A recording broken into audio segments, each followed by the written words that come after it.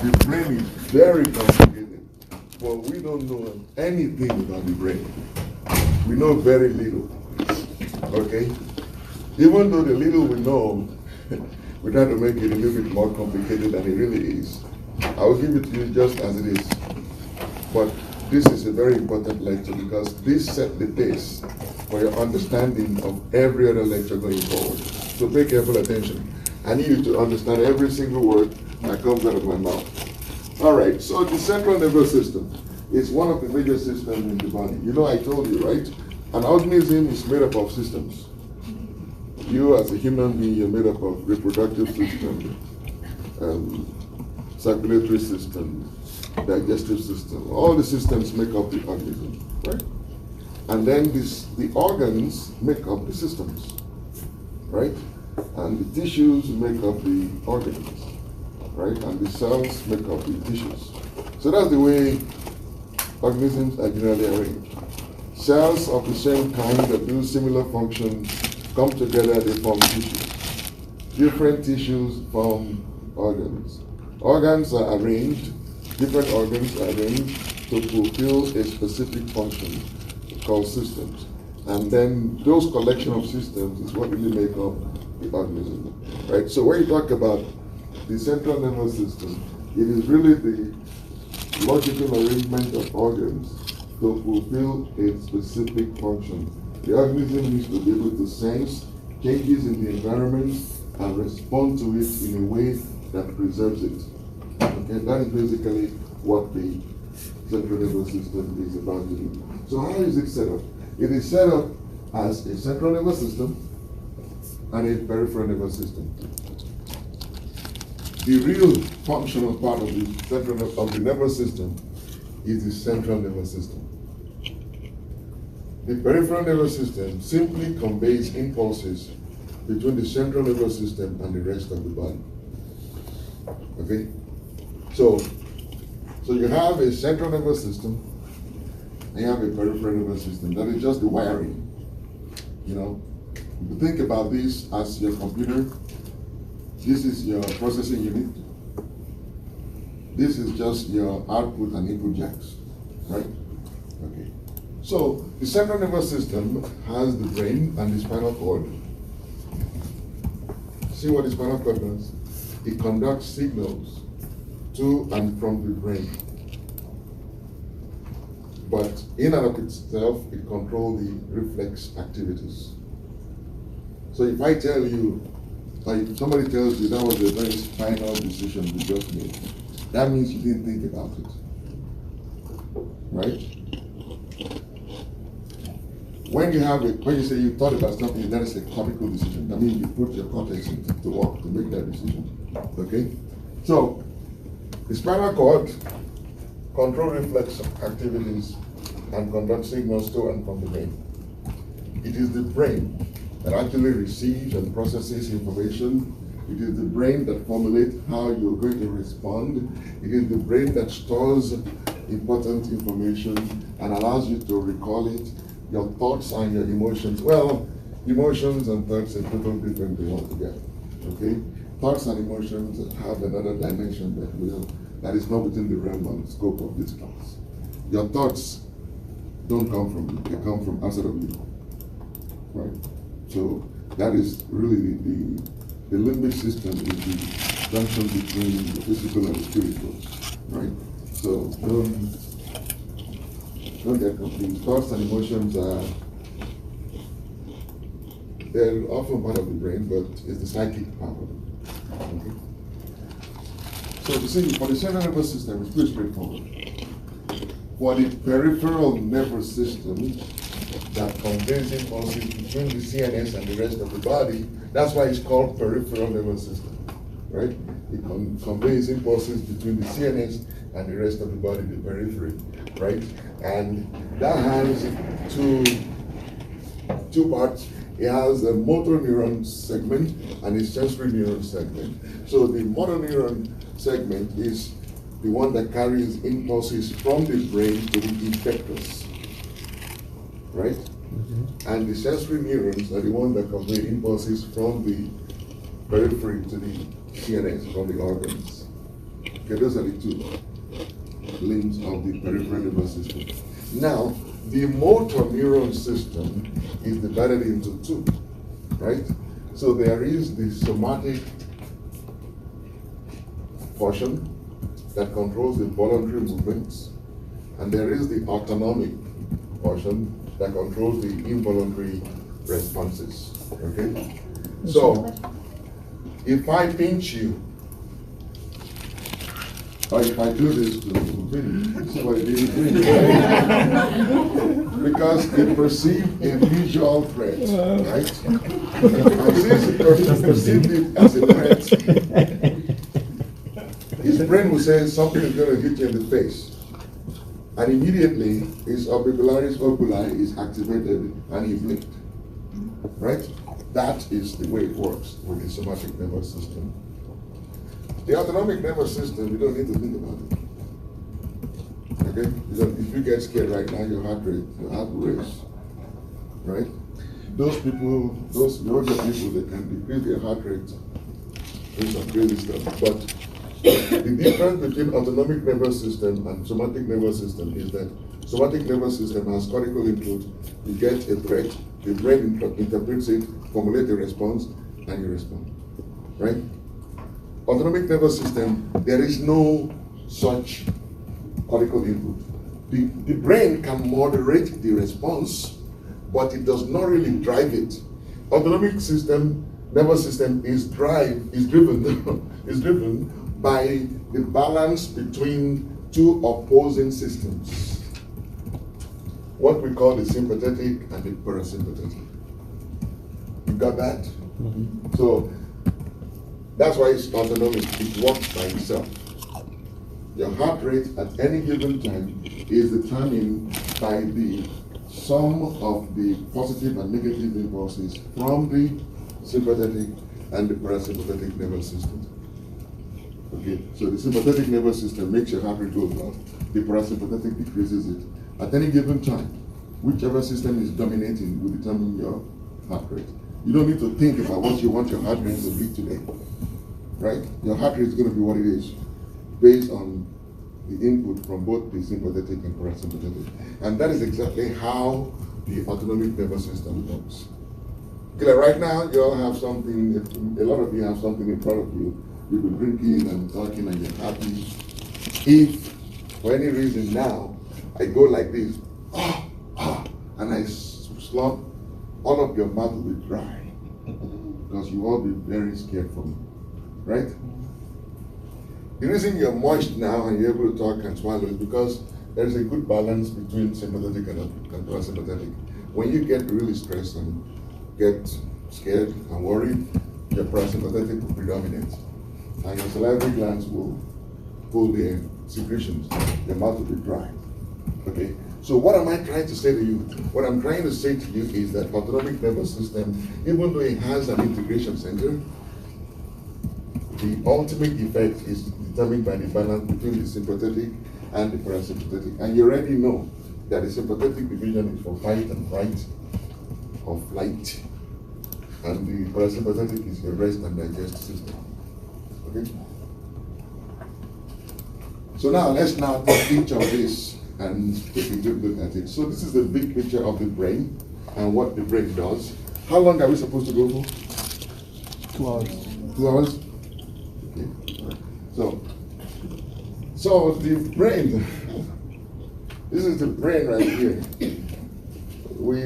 You see, the brain did not have anatomical structures and such. It's just this big globe of things. And it is through functions and research that we're able to figure out what is what. But we learn a lot from the primitive brain, right? So this cerebrum is the front part of the brain, is really the area that is responsible for your conscious thought processes and your intellectual function. It's also responsible for your memory storage and processing, and your conscious and subconscious regulation of skeletal muscle contraction. This part right here.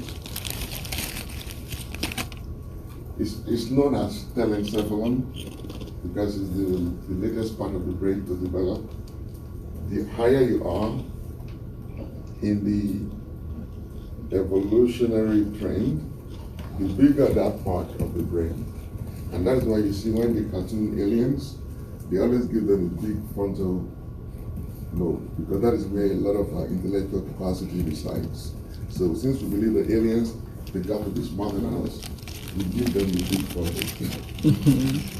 Right.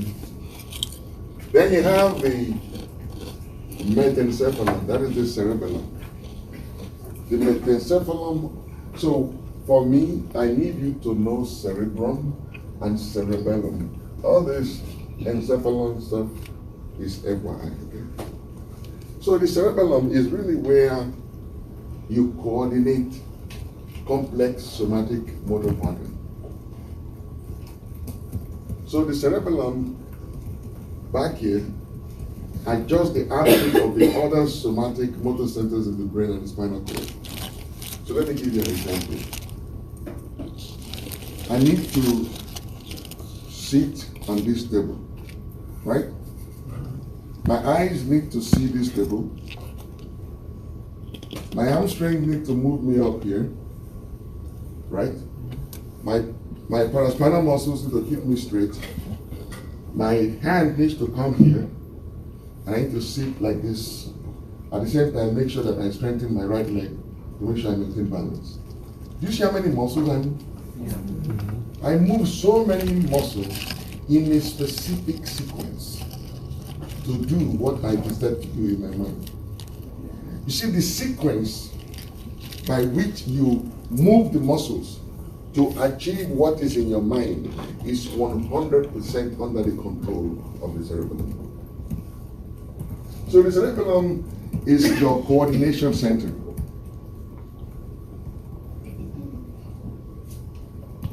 Then you have the metencephalon, that is, so I've talked about the cerebrum, talked about the cerebellum. Now I'm going to talk about the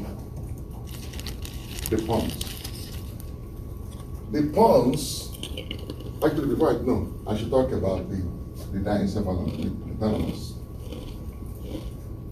You see, the brain has this big cerebrum, it has this cerebellum, and it looks like ice cream cone, right? And then the cone part of it is what we call the brain stem. All right? The cerebellum and the cerebrum are really the ice cream part of it. Okay, the cerebellum and the cerebrum. This cone part of it is what we call the brain stem. The uppermost part of the brain stem is the thalamus. Okay? What does the thalamus do? The thalamus is like Union Station. All the sensory impulse from the body, or every both special and somatic sensory impulse from the body ends up at the thalamus. This is the relay and processing center for sensory information. That is why when people have thalamic stroke, they feel pain in that part of the body, and there is nothing you can see, but they are burning. I'm burning, my entire right side is burning, and they will be crying, and there is nothing you can do. Sometimes we have to cut out the thalamus, right? Then, immediately under the thalamus is hypothalamus. That's why it's called little thalamus. They're like, yeah, little cute. Okay? So hypothalamus, the hypothalamus is your link between emotions. The reason you will break out in sweat if you become nervous is because of the hypothalamus. The hypothalamus is where sensory informations, emotion, and autonomic nervous system all meet. Remember, the hypothalamus is the big brain behind the autonomic nervous system, right? Remember in the pituitary class, in the endocrine class, I told you the hypothalamus controls the pituitary, right? So the hypothalamus controls the autonomic nervous system, it controls the master gland, the pituitary, and then it has connection with the brain. So the thoughts. The reason a guy will get an erection when he looks at a beautiful girl is because he has the hypothalamus. Because it is the hypothalamus that it is the cortex, the sensory cortex that conveys the beauty of the girl. Then the hypothalamus says, okay, you want to react to that? And you say yes, you do. It connects the autonomic nervous system and the endocrine system, and your heart rate goes up, your blood pressure goes up, your venous vessels contract and do what they have to do. You get an erection, and then when you get caught, you get scared. You thought you're going to be expelled from school. You get scared. everything is reversed. And you lose your erection. So you see, hypothalamus is that center that controls both the autonomic nervous system, the endocrine system, and the brain. Is where the relay station is. Whereas the thalamus is the big somatic sensory system. Okay? Now, the pons is the next big section after the thalamus and hypothalamus. There is a one small thing called midbrain. We don't really know what the midbrain does or why it's there in the first place, but it does some things that I listed here. But after thalamus, hypothalamus, I want you to remember the pons.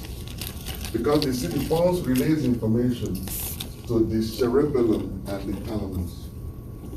And it's also your subconscious, somatic, and visceral motor centers. So if you're going to have diarrhea, it's going to come from your pons, because that's where your visceral motor centers come, right?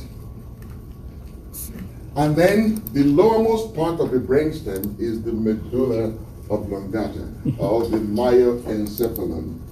Basically, the medulla oblongata is basically a relay sensory information, and a lot of autonomic regulation takes place in the medulla oblongata. Now, the thing about it is, look, what is important in this slide that I want you to remember and never forget is that the brain, the central nervous system, the brain, what we call the brain, has the cerebrum. That's the big part. We don't know a lot about it. In fact, we don't know what 90% of that thing does. He has the cerebellum, that is your coordinator. Then he has the brain stem, where all the primitive functions reside. Okay? So now we're going to talk a little bit more about the cerebrum. Are you following the picture? I gave you the nervous system divided into central and peripheral, right? And I'm honing down now on the central. I gave you the brain first, and then we talk about the cerebrum, the cerebellum, the brainstem, the pons, medulla oblongata, and all that stuff. Now I want to go back to the cerebrum. So I want you to have that in the back of your mind. That's how I'm going. So the cerebrum is divided into several areas, right? Based on what we know about it. So we divide it into lobes.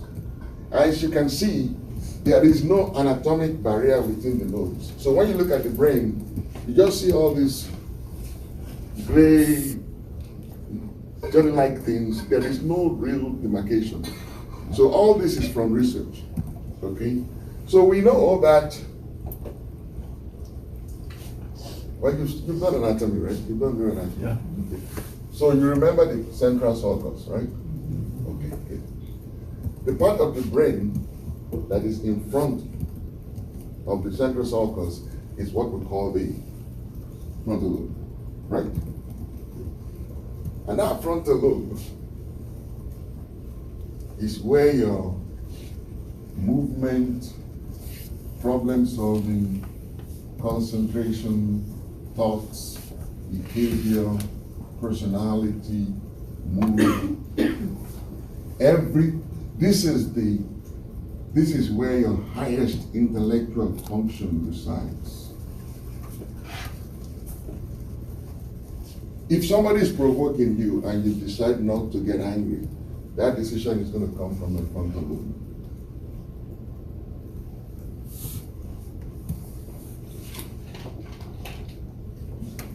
There is a part of that front. So pay attention. You see this movement over here? Movement over here is not the reflex movement that if I type your biceps, you do that. No. The movement in the frontal lobe is the series of commands that will be needed for whatever you need to do. Right? So say from the frontal lobe, I decide to step on this table. It's from my frontal lobe that the first command will be, test that table, make sure it can hold you. Right? And then the cerebellum will say, okay, in order for you to step on this table, you need to really raise your right leg really high and then jump with your left and try to get on there, maybe first with your knees. So you need to flex your knee. The actual articulation of the different muscle group, right? And the order in which they need to happen is formulated by the frontal lobe.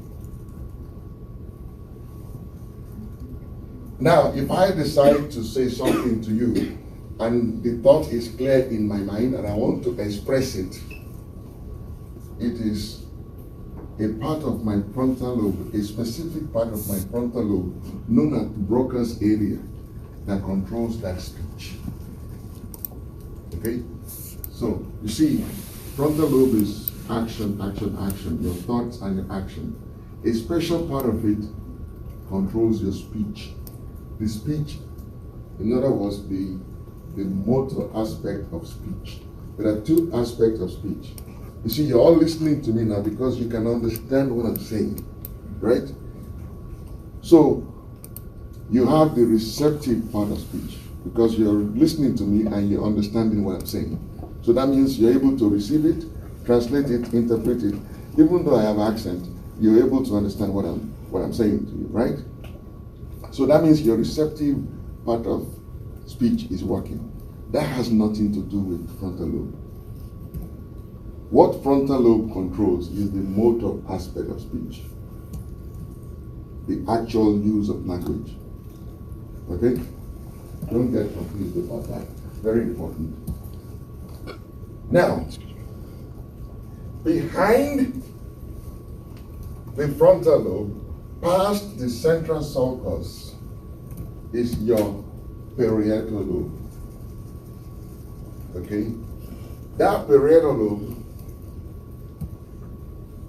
is responsible for sensory input, sensation, language, perception, body awareness, attention is in that parietal lobe. Now, there are two parts of the parietal lobe and the frontal lobe that I want you to pay attention to. You see this in the central sulcus, right? You see the posterior part of the frontal lobe and the anterior part of the parietal lobe. They make up the area that we call precentral and postcentral areas. Why are they so uniquely positioned? Because the entire surface of the body is represented in both the precentral and postcentral areas of this parietal and frontal lobe. So basically, you look at the entire brain, from this tip of the frontal lobe to the most remote part of the parietal lobe.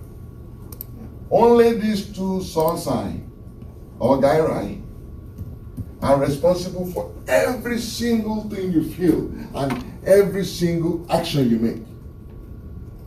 We don't know what this whole thing here and this whole thing back here, what they do. That is the reason you can actually do frontal lobectomy to control seizure and the person will still function.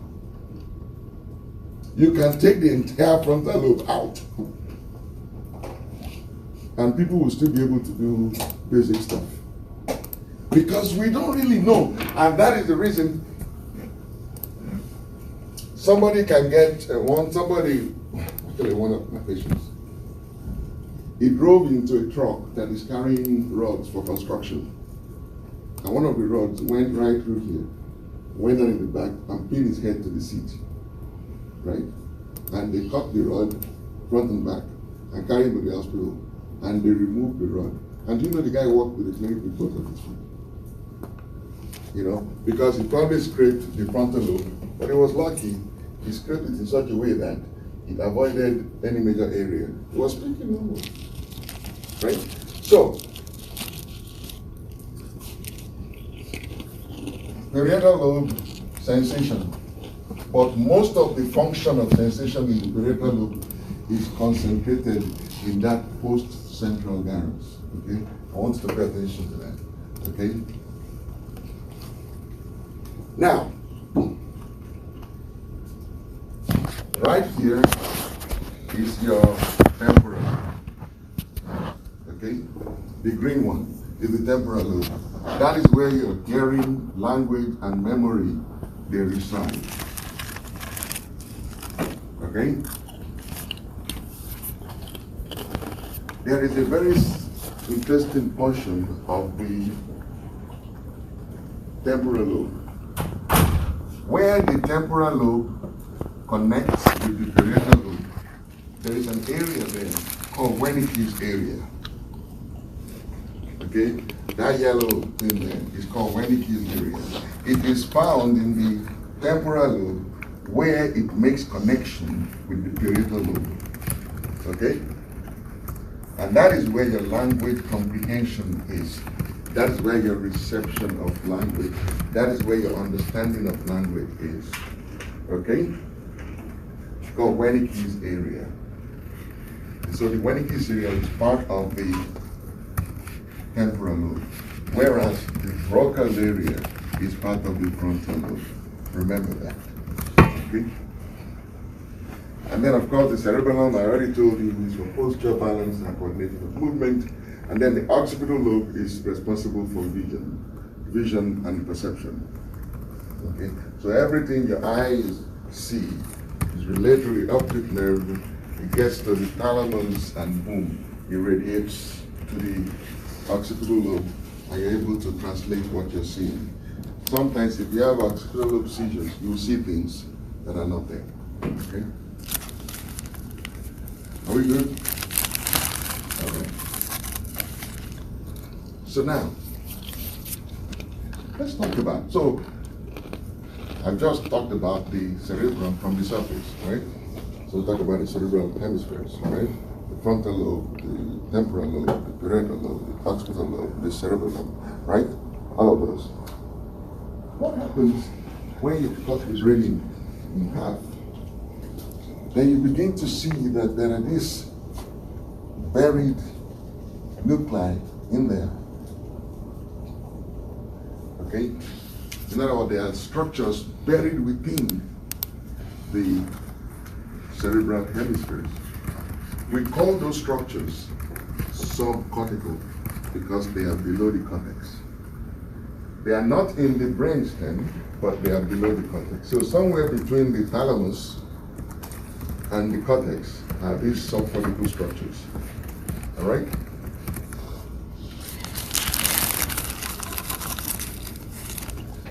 Altogether, they are called, in old textbooks, they're called basal ganglia. In newer textbooks, they're called basal nucleus. The difference will become clear to you by the end of the lecture. Okay? Just get that for now. All right? So the basal ganglia consists of caudate nucleus, putamen, and globus pallidus. They're all right there. And then there is this red nucleus.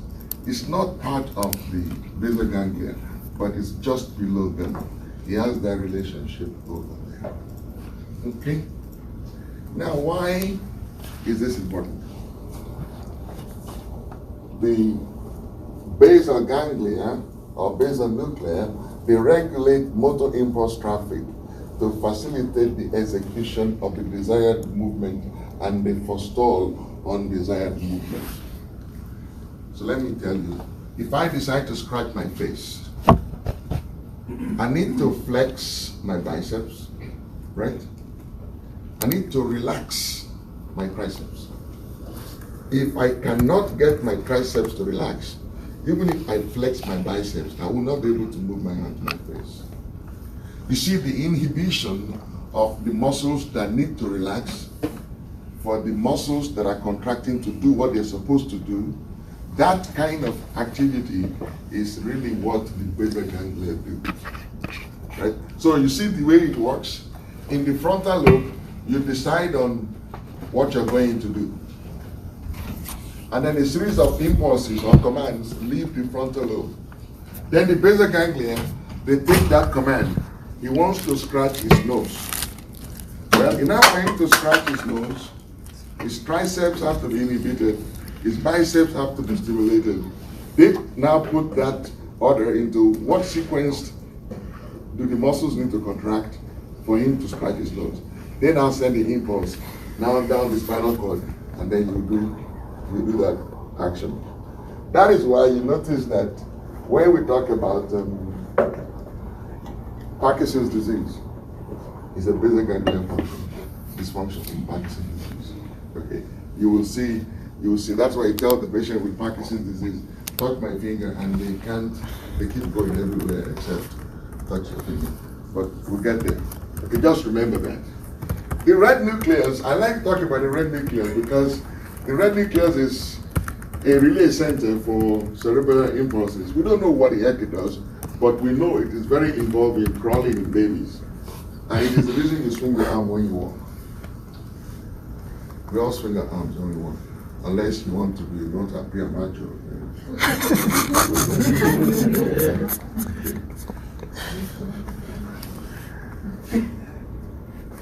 The tectum is the area that connects the basal ganglia with the brainstem, right? So it is basically the roof of the midbrain, and it consists of all these colliculi that are involved with visual and auditory processing, respectively. Now, I just said something very important there.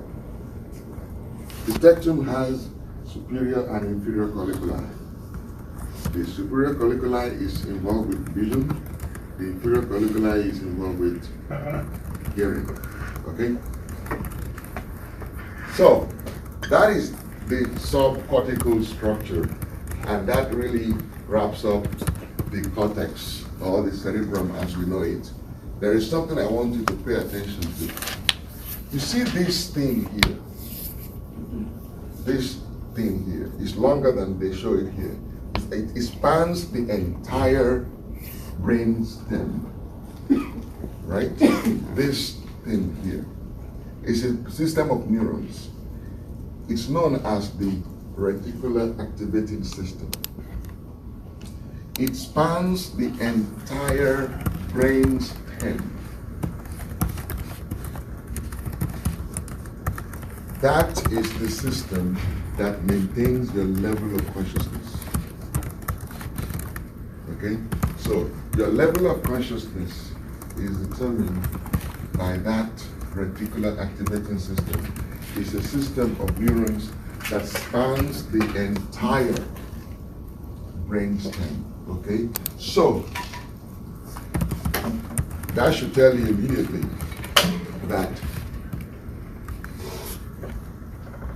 you could have perfectly normal cerebrum and be unconscious, because your consciousness has nothing to do with the cerebrum.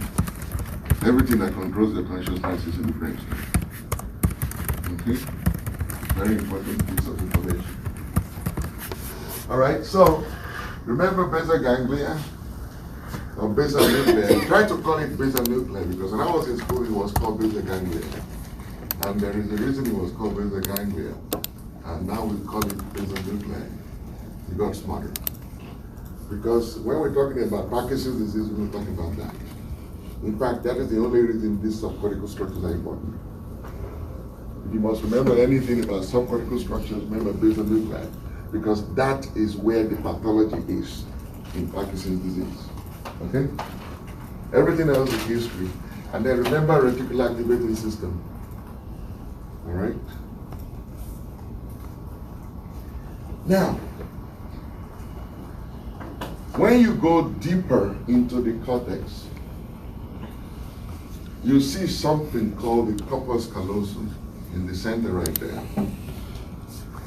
And then you see all this, the part of this is the medial surface of the cortex, right? The medial surface. So if you cut it open like this, you're looking at it, right? The lobes that surround the corpus callosum is where we believe emotions reside. And because it is a collection of subcortical structures on both sides of the thalamus, and it regulates emotion, we call it the limbic system. Okay? Now, remember what I told you. Right in the center, on the medial side of the brain, is that pool right there. And everything around it. So which means everything around it will include structures from the brainstem and structures from the cortex, right? Because it's the lowermost part of the cerebellum. And it's called the limbic system.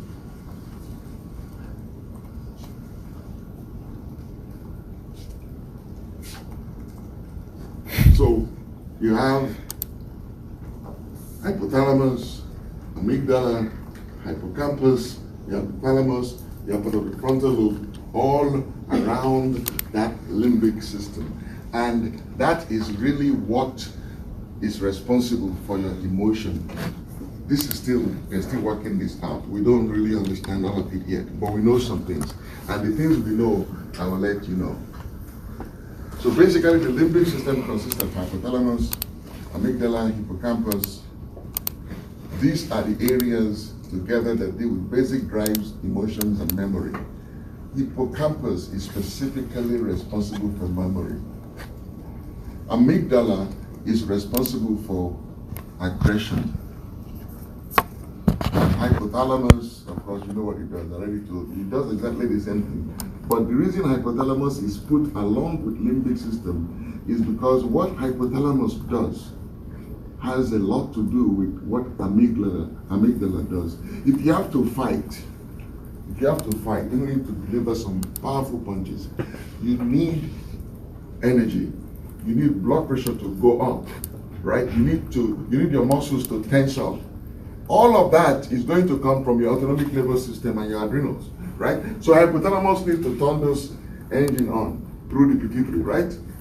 But the pituitary must be able to know when to do that. That is why hypothalamus is important, and that's why hypothalamus has to be in communication with amygdala, right? So this is the basic anatomy, the structures and what they do, but this is really how it works, okay? So this right here is a scheme of how it really works. So let's take a look at it. This is the organism over here. This is the environment over here, right? And this is the brain, the cortex and the limbic system. So the organism gets information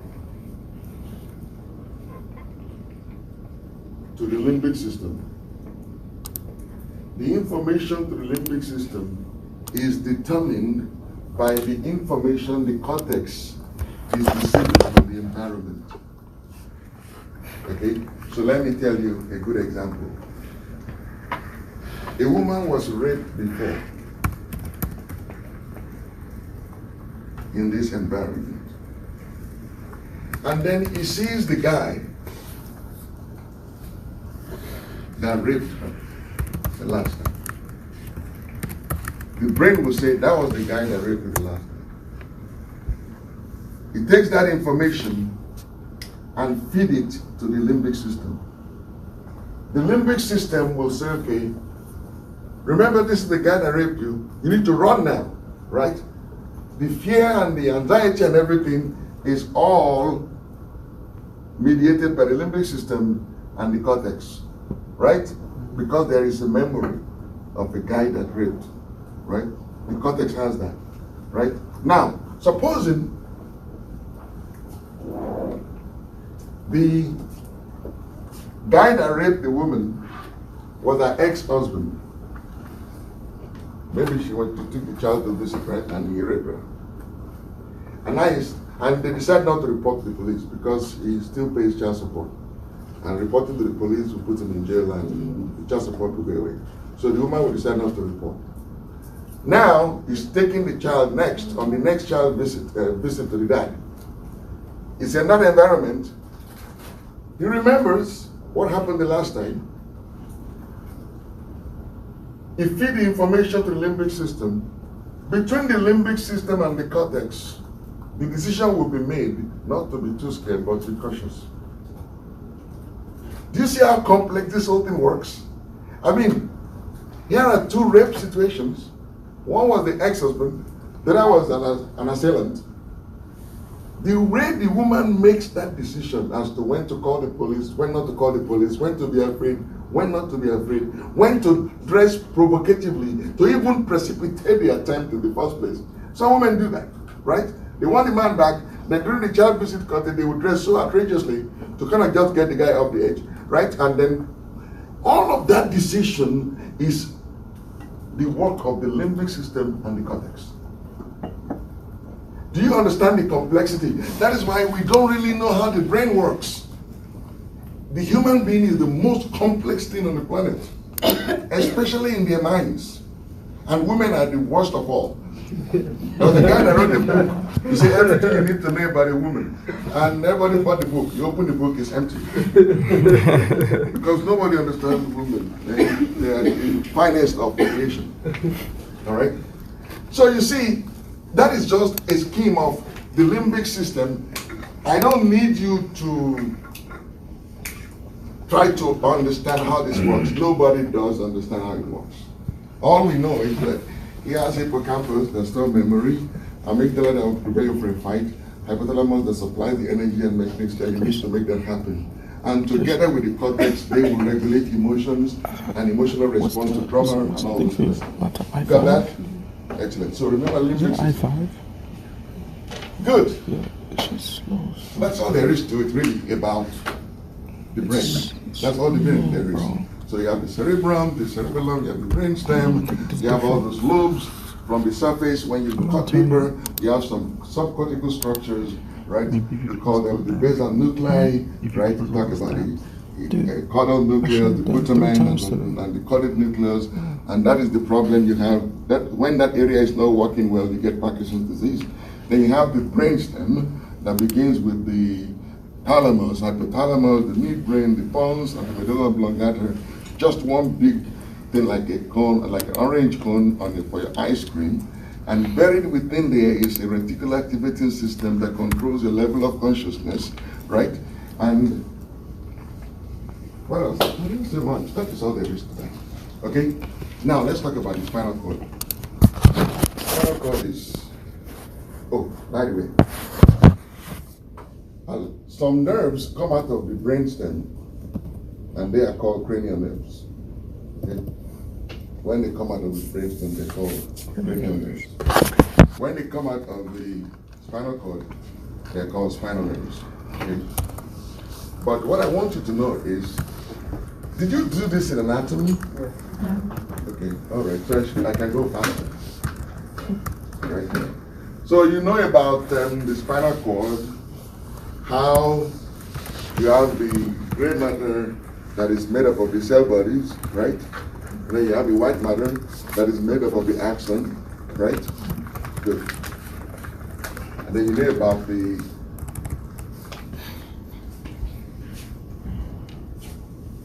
central canal and the posterior median sulcus and the anterior median fissure. You know the difference between a sulcus and a fissure, right? Sulcus is a differential, a fissure is an actual division between the two segments. All right. Now, the spinal cord is housed within this vertebral column, right? And you have this vertebral column. How many bones are there in the vertebrae? How many bones are there in the vertebrae?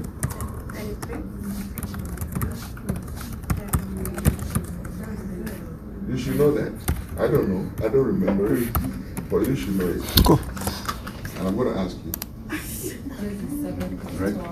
All right?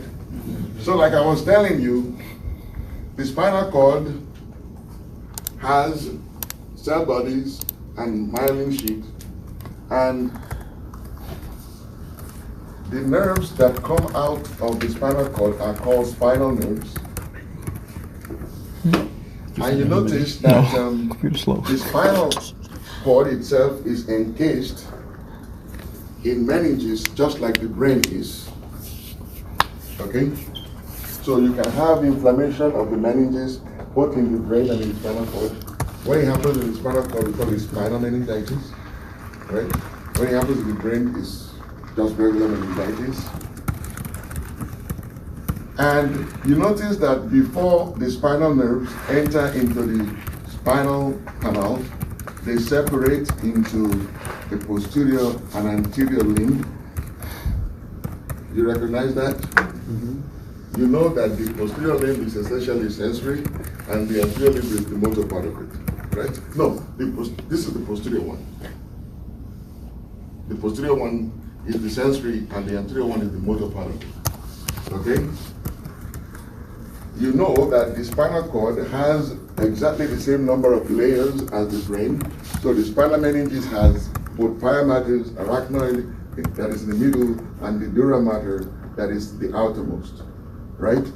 And you know that they are connected by the denticulate ligament, so that they don't slide over themselves.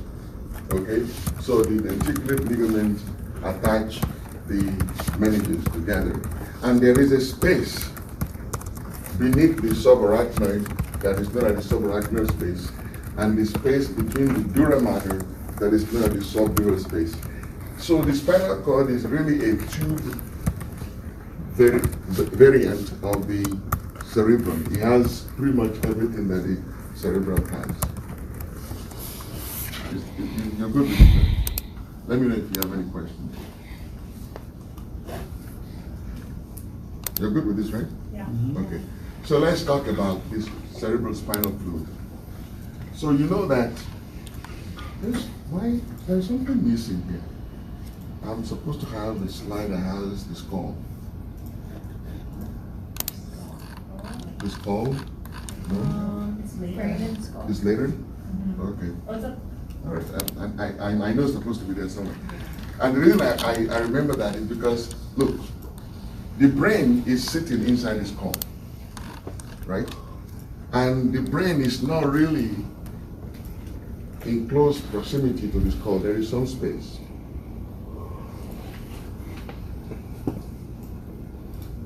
And that space is where the cerebrospinal fluid circulates. I want you to think about the cerebrospinal fluid as the interstitial fluid of the brain. Because you see, many of these part of the brain, the neurons in the brain in the cerebrum, they don't really have blood vessels in close proximity. So the cerebrospinal fluid is the fluid that it suspends the brain and cushions it. Okay? Now, it is important to understand the cerebrospinal fluid and how it is formed and how it circulates.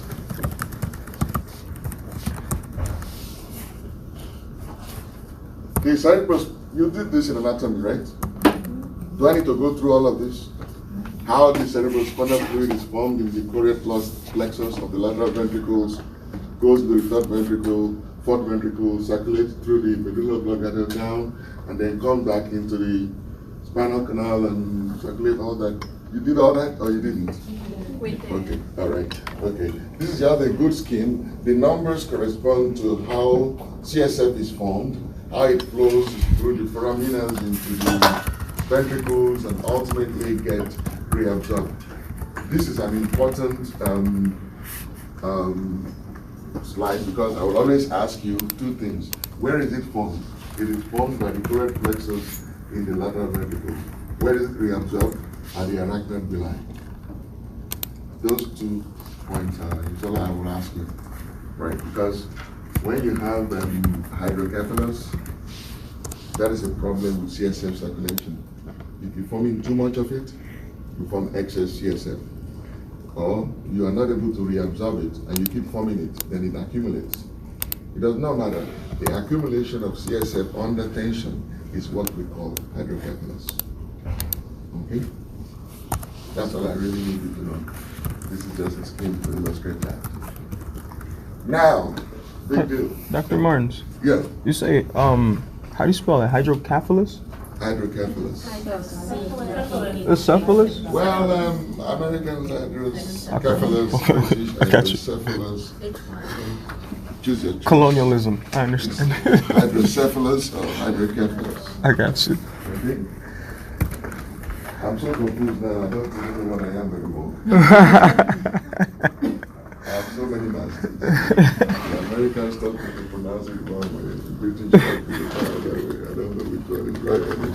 Thank God we can't deal with the Russians yet. Question? You said it's because of pressure? Yes, hydrocephalus is CSF accumulation under tension. It shouldn't be under tension. So I forgot this. I think I've got this one. Okay. So let's talk about circulation. This is so important. I need you to understand this very well. We're going to start from here.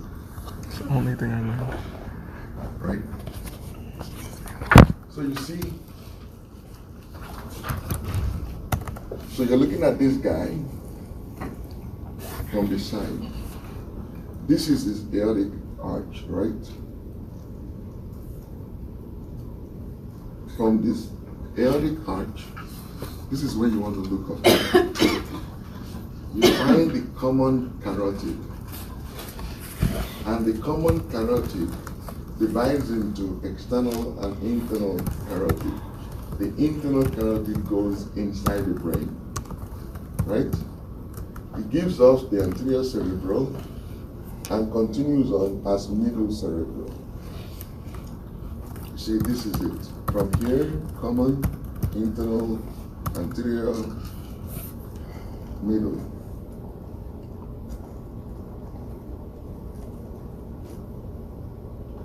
Coming off of the subclavian is the vertebral artery. This is further back, okay? On both sides, it goes up and enters into the skull, and the two of them from both sides.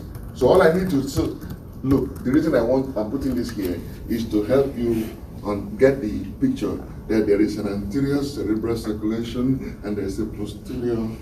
See, touched it. There is a posterior cerebral circulation. The anterior cerebral circulation is from the carotid, and the posterior cerebral circulation is from the vertebral. Okay. Now, once you get that, you can understand this. Because this looks like a longitudinal diagram, but it's not really like that. This part of it is acting like this, right? So you see what happens is, this right here is your middle cerebral artery, right? You got that? Wait, do you guys talk about circle of Willis in the Yeah. Yeah. Okay, all right, okay. The middle, you said middle? Yeah, this is your internal carotid, continuing as middle after it gives up the anterior cerebral. Right. Okay. The point of circle of Willis is to create anastomosis between anterior and posterior cerebral circulation. Now, the way somebody will present if they have a stroke depends on which territory the atherosclerosis is affecting, right? So I give you the brain again, and I didn't give it to you, somebody did, and I copied it. Right. So telling you about the territories of the middle cerebral, posterior cerebral, and stuff like that. Okay? I'm glad you guys, you're really confident about your anatomy. I like that. So again, this is again just telling you about the anterior circle of Willis and the vessels that are involved in it. Please pay attention. The anterior circle of Willis is very important. You must be clear on what are the arteries that make it up. It's anterior communicating, posterior communicating, anterior cerebral, and posterior cerebral. Some people put middle cerebral there, and others will take it out. I don't believe middle cerebral should be part of the circle of Willis, okay? Because it is actually from the middle cerebral that gives up the anterior communicating and the anterior cerebral. That is the source vessel. Why are you including it in Willis? You shouldn't be, but some people do, and it's not. It is wrong. It's a matter of preference. So you remember this one, the circle of Willis. Excellent. Why do we care about the circle of Willis? This is the reason we care about the circle of Willis. The circle of Willis is very prone to intracranial aneurysms. The circle of Willis is very prone to intracranial aneurysms. So you look, 25% of them will come from the, in fact, more than 50% of aneurysms come from the communicating arteries. 30% from the anterior communicating, 25% from the posterior communicating. Okay? So that is why we talk about circle of Willis. The reason we talk about circle of Willis is not because we are fascinated by the circle, no. It's because it has significant implication for intracranial hemorrhage. When somebody bleeds from an aneurysm, more than 50% of the time it's going to be from posterior communicating or anterior communicating. Why is that important? Listen, the reason that is important for you as a clinician is that, do you see how this vertebral, the basilar, posterior cerebral, what is underneath them? What is underneath these blood vessels? The brainstem, right? They run over the brainstem. And what I tell you about nerves that come out of the brainstem? The cranial nerves. So if somebody is developing an aneurysm, and the aneurysm is big enough, it will compress a cranial nerve. So if you do a thorough examination, you can pick up an aneurysm before it ruptures. If the patient is lucky enough to have that aneurysm compress a cranial nerve, a good clinician can pick it up. It might be a blown pupil, it might be weird sensation in the face, but a cranial nerve is compressed. And you dig to find out what is causing this cranial nerve damage. You pick up the aneurysm, you send the patient for treatment, and you just avert sudden death for them. Okay? So that is why we talk about the circle of Willis. It is because of this. Okay? So don't forget it. More than 50% of intracranial aneurysm of the circular kind, they will come from circle of Willis, predominantly in the communicating arteries, anterior and posterior communicating arteries. Got that? The venous collection of the brain follows exactly the same thing. I'm not going to go over this. Should I? Thank you. Right? That's the consensus. He follows the arteries. What can I tell you? Just telling you about names and telling you that the dura splits in the brain to form the venous sinuses and they all flow. There is nothing here that is of significance. So clinically, but you know what is interesting?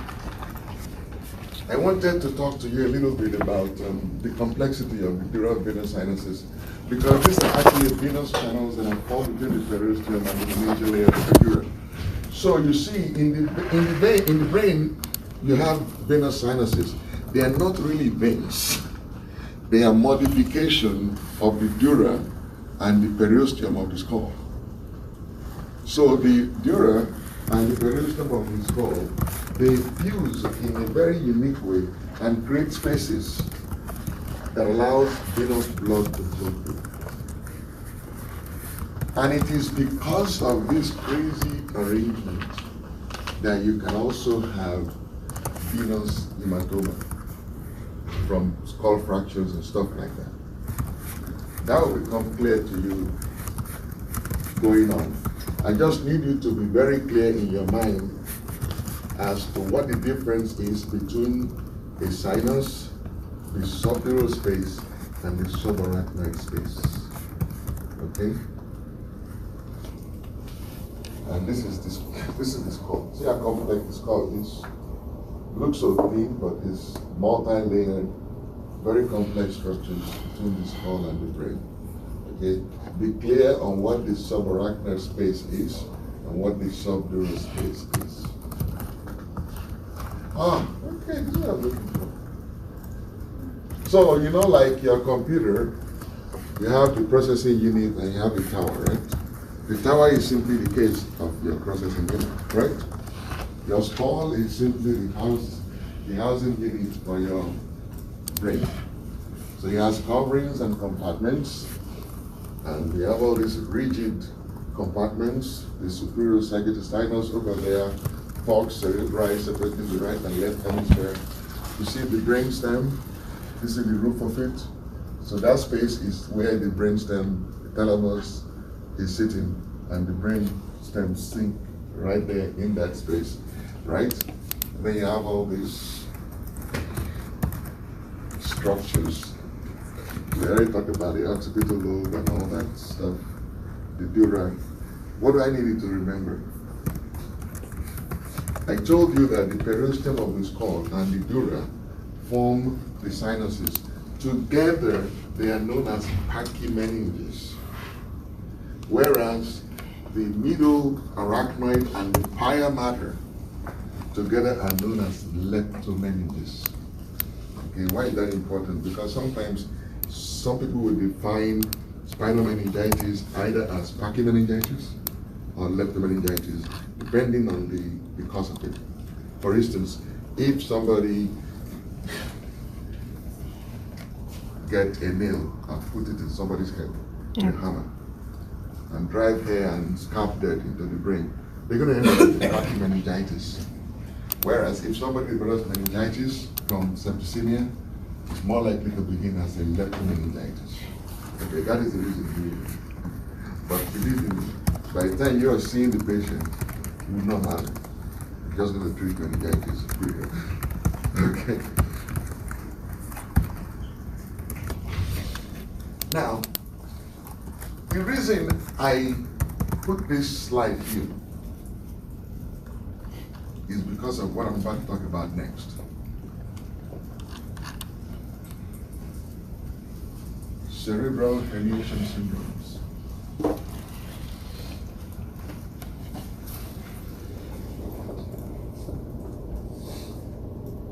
You see these structures here? This thing here is very rigid. Did you do dissection? Mm-hmm. Did you see this structure? Yeah. Did you feel it? Yeah. What does it feel like? Like, It's like rubber. Yeah. It's hard. And then there is the one that is at the base of the skull like a hole, right? You saw that too? Mm-hmm. Okay, now since you saw that, you'll understand this. So you can imagine, the brain is very soft, like jelly, right? Or jello. Say somebody now develops, ruptured a blood vessel and started bleeding inside the skull.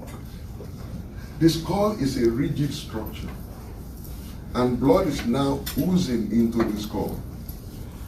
That blood is going to keep coming from that blood vessel that is ruptured until there is enough pressure within the skull to stop it.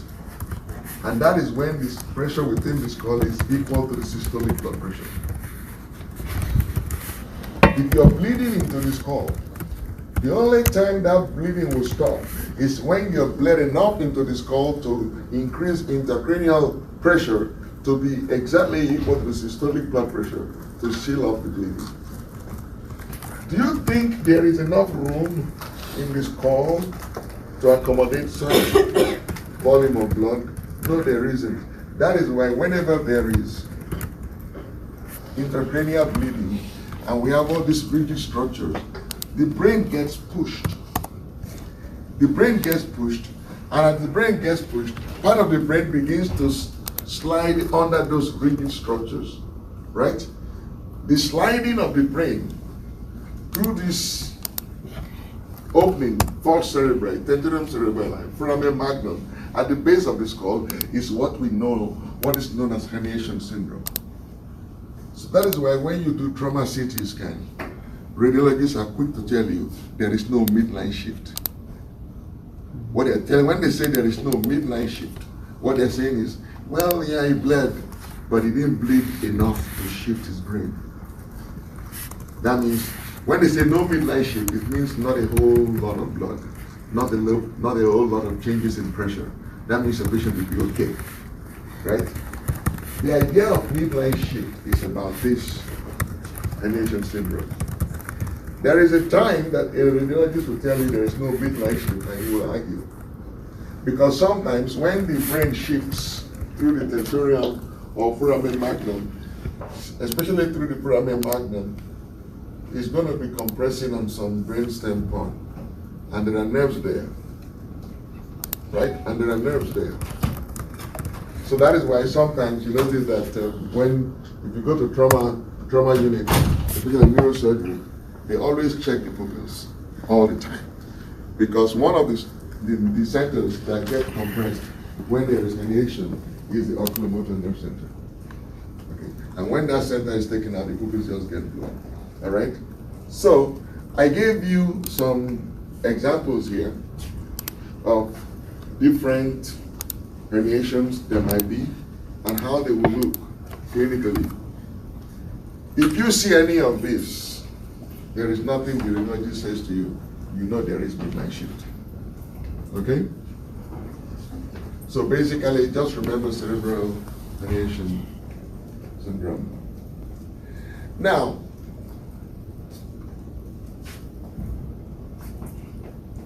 when the brain is squeezed through the foramen magnum,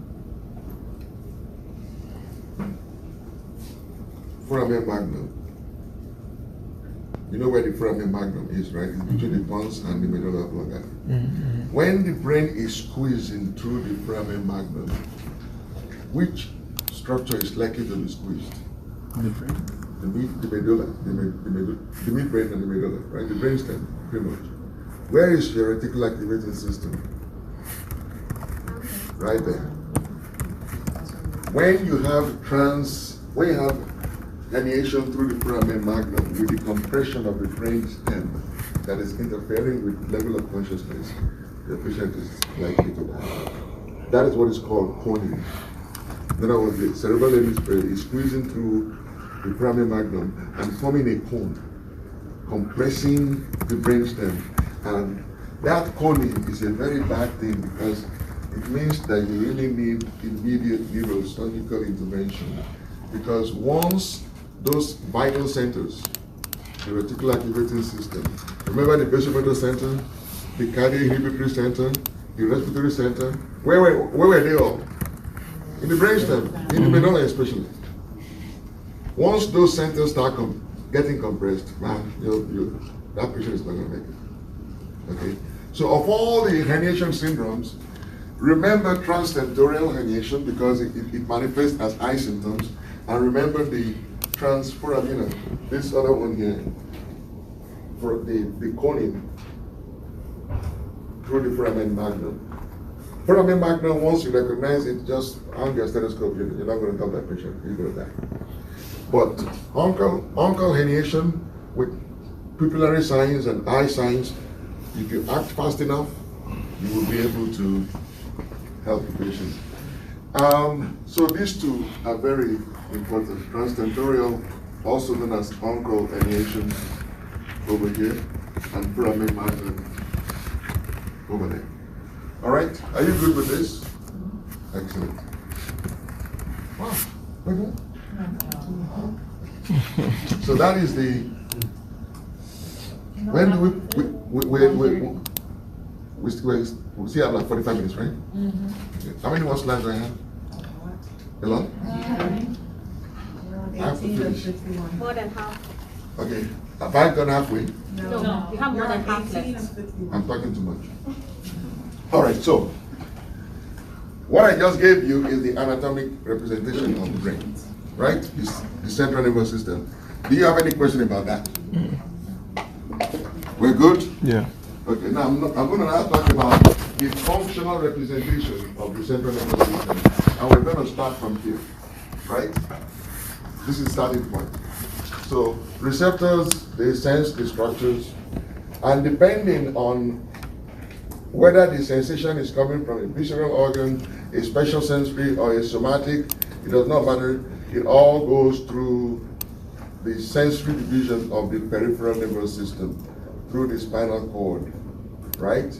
It goes into the central nervous system, and the decision, the impulse is integrated, interpreted, a response is formulated.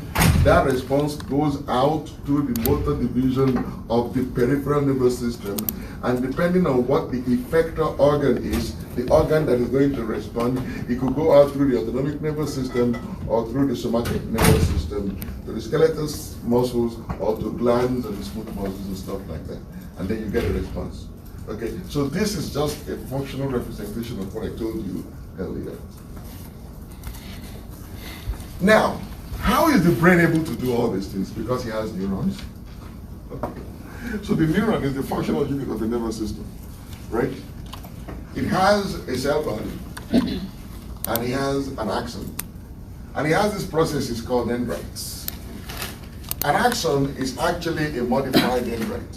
So one of the dendrites is drawn into a much longer process and is called an axon.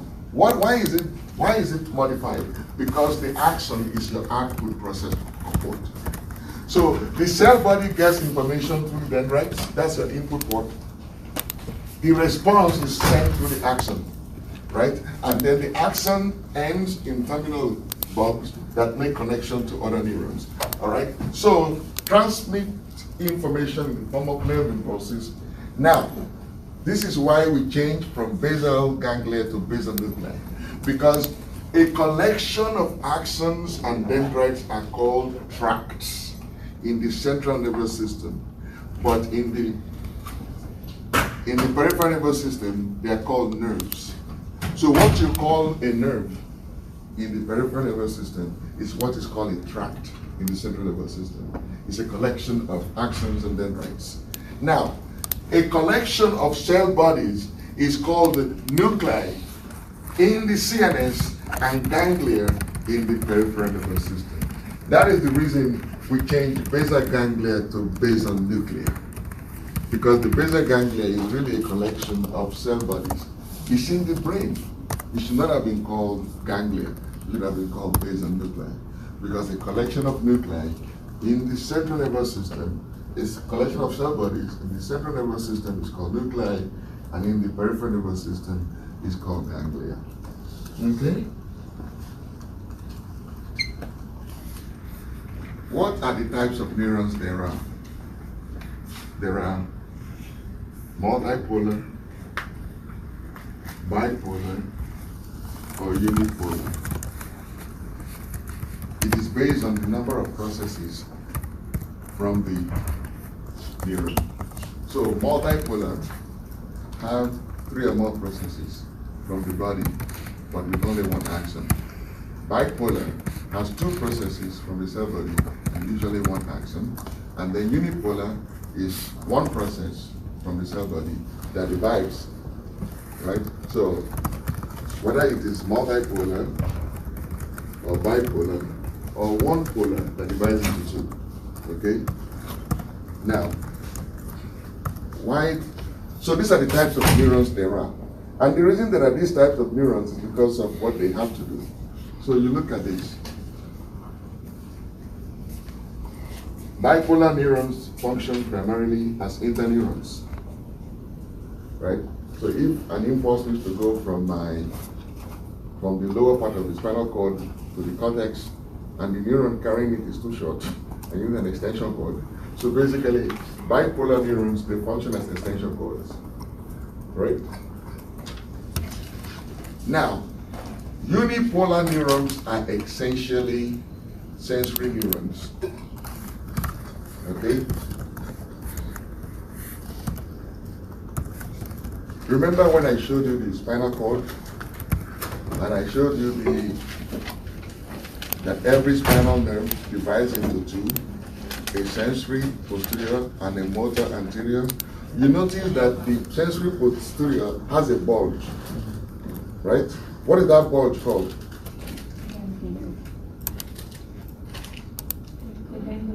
Exactly.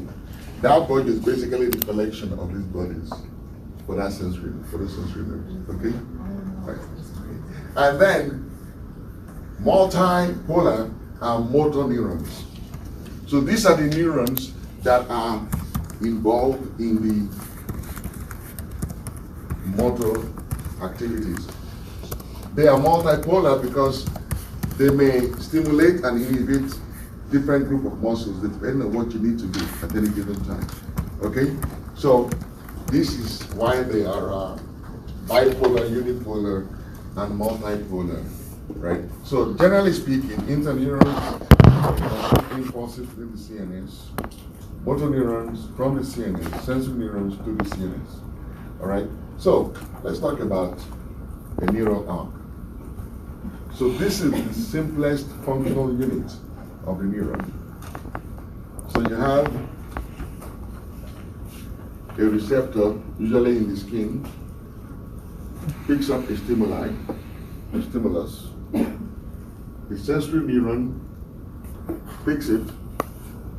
It's a unipolar neuron, remember? The cell body is right here. It goes into the spinal cord. And from the spinal cord, it connects with an interneuron. And that interneuron connects to the motor neuron. And the response is developed. So if I was to put my hand on a thumbtack right here, and I go like that, that is what needs to happen, right? Okay, it's called a reflex arc. It's a neural reflex arc.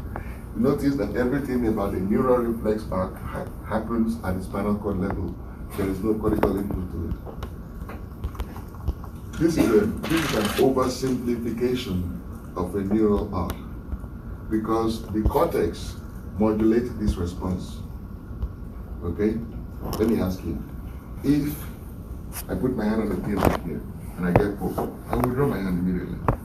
Right? But if your wife hands you a cup of coffee and you didn't know how hot it was, and then you grab it and you feel the heat, you won't drop it. You'll be like, oh, honey, you should have told me this thing is hot. You'll look for a place to put it. The reason your reflex will not kick in is because your brain recognizes that is your coffee. Right? So you will put up with the pain until you can get to a safe place and put the coffee down and say, you should have told me that coffee was hot. Right?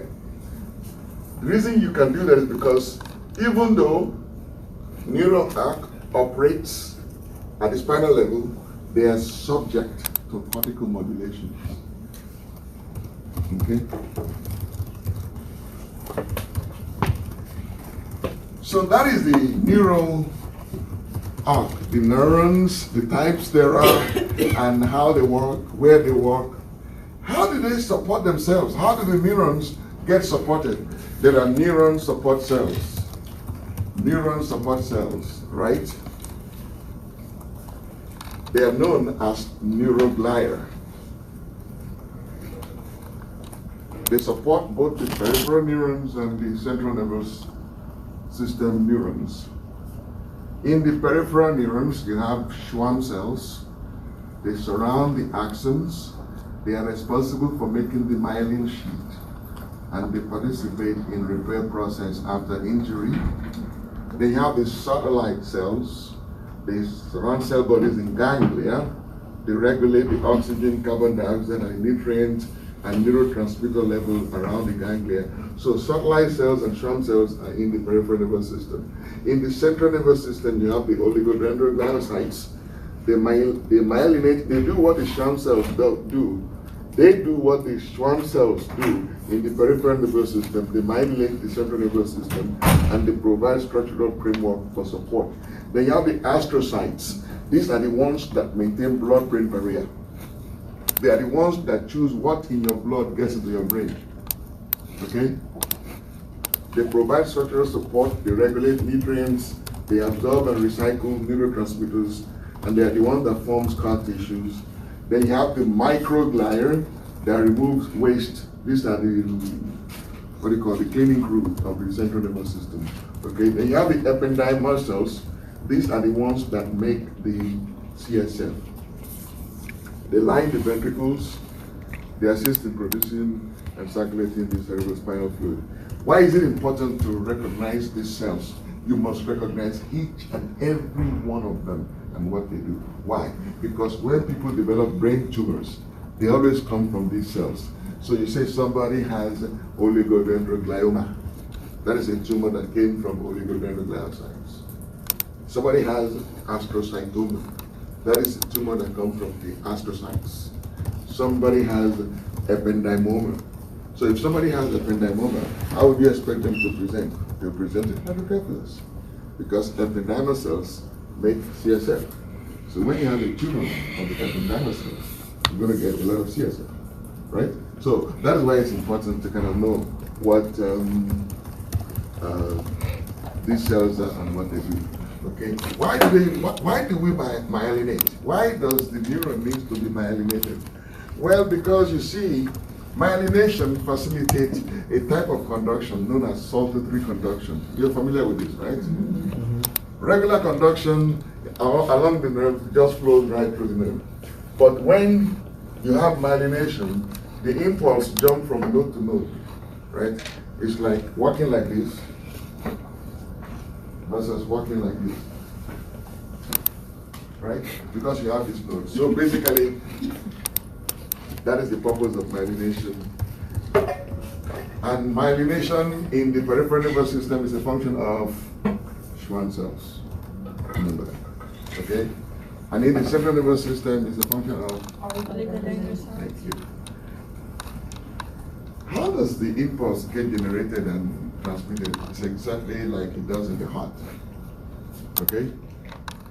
So a resting neuron has mostly,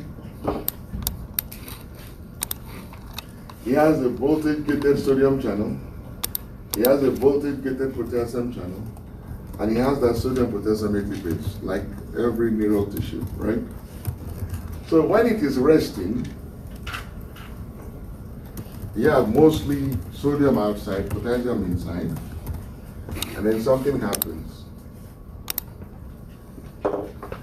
And that ratio is maintained because of that resting potassium ATPase that always pumps out sodium, 3 sodium, and brings in 2 potassium, right? Okay. So when you depolarize, when you stimulate a nerve cell, what happens? You close the sodium potassium ATPase and you open the voltage-gated sodium channel, and sodium rushes into the cell, and that's how the cells get depolarized, right? Once the cell is depolarized, again, the depolarization itself closes off the sodium channel and then opens the potassium, and then the potassium leaves. And that's how the cell is repolarized, right? And then once the cell is back to resting, the sodium potassium ATPase opens, and the cell stays at rest until the next impulse comes. So this is the sequence. It's very similar in the way impulse travel across nerves, okay? So let's say an impulse starts from here and travels across the nerve and all the way down here, and then it makes connection to another nerve. How does the impulse go from this nerve to the next nerve? Neurotransmitters. That is a fantastic process. Because remember, the electrical impulse will only travel across the nerve, a single nerve, because it's a continuous membrane. But to go from one nerve to another nerve, that impulse needs to jump through space. There is nothing there. And that is what a synapse is. That space between two neurons is what a synapse is. The way it works is that the impulse becomes converted into a chemical signal. And that chemical signal is what carries the impulse across the space to the next neuron and then set up the exact depolarization. You've done this before, right? Okay, good. So you know about all this, right? How the impulse will come and the depolarization. These are the vesicles that contain the neurotransmitters, right? They are always being repelled by the membrane because they carry the same charge. Once the membrane gets depolarized, the vesicle gets attracted, the membranes make contact, it fuses, neurotransmitter discharges, and that neurotransmitter is what stimulates the next receptor. You are familiar with all this, right? Mm-hmm. Excellent. So what are the neurotransmitters in the brain? So many of them. Look, adrenaline, noradrenaline, dopamine, serotonin, endorphins, glutamine, acetylcholine, GABA. These are all the different neurotransmitters and the way you can find them and what they do in the body. That diagram is deceptive because it gives you the impression that, oh, we know exactly where adrenaline is. We know where noradrenaline is. That is not reality. Reality is that we know these neurons and neurotransmitters are in the brain in so many places. We know a few places where they are, but we cannot say that is the only place they are, right? So these are all neurotransmitters. Endorphins are feel-good hormones. Adrenaline are flight and fight hormones, right?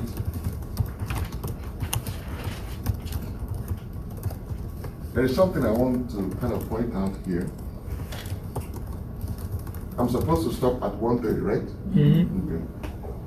And our next class begins at 2. Okay. All right. So, peripheral neurotransmitters.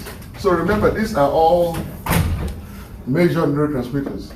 You find all these in the brain. Some of them you find also in the peripheral nervous system. But in the peripheral nervous system, you have very few, a lot fewer neurotransmitters. So, see, a somatic nervous system, this is a motor neuron that is coming from the central nervous system to a skeletal muscle, right? See what it releases at the skeletal muscle? Acetylcholine. In all of your body, if you move a skeletal muscle, that is acetylcholine you're going to use. Okay? Look at the autonomic nervous system. You have the sympathetic and parasympathetic division. We already talked about this, right? Mm-hmm. You know about acetylcholine for all presynaptic and norepinephrine for postsynaptic, sympathetic, and epinephrine and acetylcholine for parasympathetic, postsynaptic. Right? You remember this? Okay. There is an exception to this. Can somebody tell me what an exception is? Circlins. Good, excellent. The sympathetic, postsynaptic, they release norepinephrine except when they're innervating this way. Right? Good, excellent, excellent. You guys are very good. All right. Oh, and look, I needed a whole slide to explain that, but you already got it, right? I'm going to skip this. Now, we talk about the neurotransmitter acetylcholine. What about the receptors? The acetylcholine, the receptors that respond to acetylcholine are known as acetylcholine receptors, right? There are 2 types of them. There is the nicotinic and there is muscarinic, okay? The nicotinic receptors are found in the central nervous system. They are found in the autonomic ganglia and the adrenal medulla, the type 1, and then the type 2 are found in the neuromuscular junction. So if I ask you which receptors do the parasympathetic or the somatic neurons to the muscles release, you will tell me which receptor responds to the acetylcholine from the somatic neurons. You will be a type 2 nicotinic. Okay? Muscarinic receptors, they are found in the central nervous system, type 1. Type 2, they are found in the heart Type 3, they are found in the vascular smooth muscles and glandular tissues. You notice that muscarinic receptors you don't find them in skeletal muscles. Okay? They are found in CNS, the heart, vascular smooth muscles, and glands. Okay? They walk mostly through the autonomic effector organs. That is why you notice in asthma, we talk about anti-muscarinic and muscarinic agents and stuff like that, right? Okay, again, this is another way of telling you the same thing, the receptor, where they are and what they do. Muscarinic receptors, where they are, the glands, the heart, all that.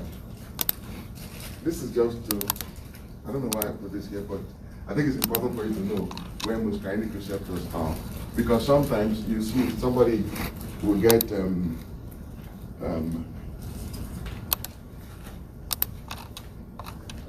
you give atropine you give anti-muscarinic agents, right? For all kind of reasons. You need to know that that agent, whatever reason you're giving it, will interact with all of these muscarinic receptors, right? So the reason I think the reason I put it here is because I need you to know that this is the pathophysiologic basis for many of the side effects of anti-muscarinic agents. Okay? Because you need muscarinic receptors for your exocrine function. So if you give somebody anti-muscarinic agent, they'll get dry mouth. Right? We used to use anti-muscarinic. You give somebody anti-muscarinic agent, they might go into urinary retention because they need their muscarinic receptors for them to crucial to empty the bladder. Right? So that is probably why I put this here. All right? Moving on. Again, so that is called muscarinic and nicotinic receptors that respond to acetylcholine. The receptors that respond to catecholamines are known as alpha and beta receptors. We already talked about this, right? In so many things, pharmacology and all that. So you just need to know that alpha-1 receptors, they are found in your vascular smooth muscles. That's where we use prednisone to control blood pressure. Alpha-2 receptors, they're found in pancreatic platelets and vascular smooth muscles. They're basically principal arbitrators. Beta-1, beta-2, beta-3 receptors. These are relatively new kids on the block. Beta-3 receptors, they facilitate lipolysis. We'll talk about that later on. Again, alpha-2 receptor modulation of synaptic transmission. You've seen this slide before.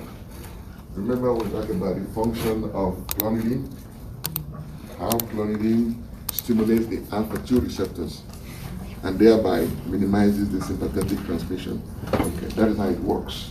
That is why you don't give clonidine with a beta blocker. Why? You're blocking this the sympathetic nervous system centrally. Why do you need to block it peripherally? If you're blocking the transmission in the central nervous system, there is nothing to compete with your beta blocker in the periphery. So you don't give clonidine and atenolol or metoprolol together. What's the point? You waste money. You're not going to get additional benefits. Okay? Wow. How am I doing with that? Am I caught up? How many more slides do I have? 13? 17, I'll be fine. Okay, this slide here, what is this slide here? See, everything we're talking about, right, is about neurons and neurotransmitters, perception and response. Sergeant Eccles was a neuroscientist. He won a Nobel Prize in 1963. And the reason I kind of like to show you this is that you see, you have a stimulus energy, light, sound, smell. A receptor responds to it. A nerve carries it. The brain responds to it. My friend, he said, I want you to realize there is no color in the natural world. No sounds, nothing of this kind. No textures, no pattern, no beauty, no sense. The world out there is synthesized in our consciousness. So, it's all an illusion. Our consciousness is where all the visual input and our emotions are created. So So there is nothing like I can't help myself. You create your reality by the way you choose to respond to the stimulus in the environment. This discovery is very important. I need you to understand that, not because of neurology, but for you as a human being. Because you hear people say things like, well, I lost control of myself and I did do something stupid. The truth is, you create your reality. Your reality is not imposed on you. You create it. And you can always, there is nothing you cannot change in your reality as a human being. Because fear is synthesized in your consciousness. Anxiety is synthesized in your consciousness. If you're not wired to be fearful.